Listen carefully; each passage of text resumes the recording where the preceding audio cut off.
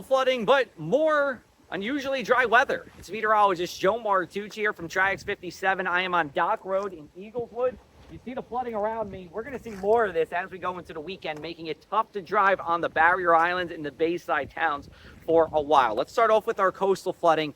Today is the day that we're transitioning from minor flood stage into moderate flood stage. We are expecting minor to locally moderate in those back bays as we go into the high tides on Friday. And by the time we get to Saturday and Sunday, we are looking for moderate flood stage. This only happens about 5 times a year. Again, tough to drive across the bayside roads. You can see up to a foot of water on some of the bayside roads at the peak of high tide, with flooding for about 2 or 3 hours on either side of high tide here. So you want to pay attention during the weekend, even though it's not going to be wet. We'll talk about that in a minute.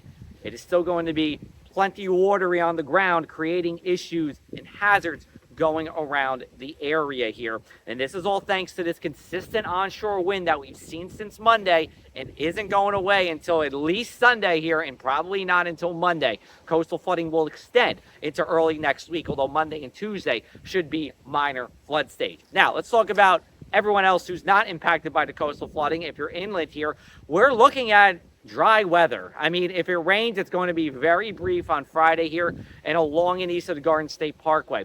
This is from the remnants of Francine. It looked like it was going to bring some rain to us. Really hasn't brought any to the area because of how dry the mid-levels have been. So it does look like as we go into our Friday, we're looking to be at least 90% dry. We'll have a partly to mostly cloudy sky with temperatures starting out in the 60s and then peaking in the upper 70s to around 80 degrees.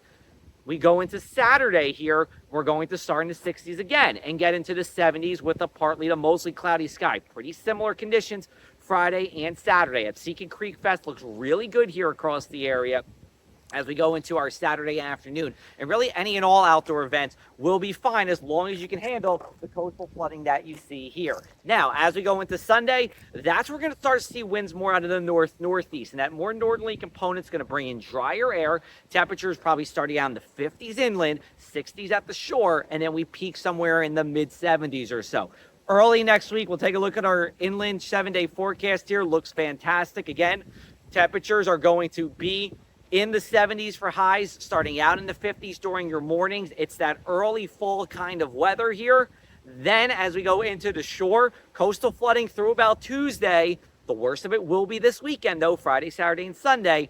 And temperatures also looking really nice. I think we got a couple of beach days in there. You might want a little blanket on the beach, but I think we're looking good across the area. You can check out more from me and Triax57 on www.triax57.com, or you can find me at JoeMartWX on all of your favorite social media platforms. Signing off from Dock Road in Eagleswood in Ocean County.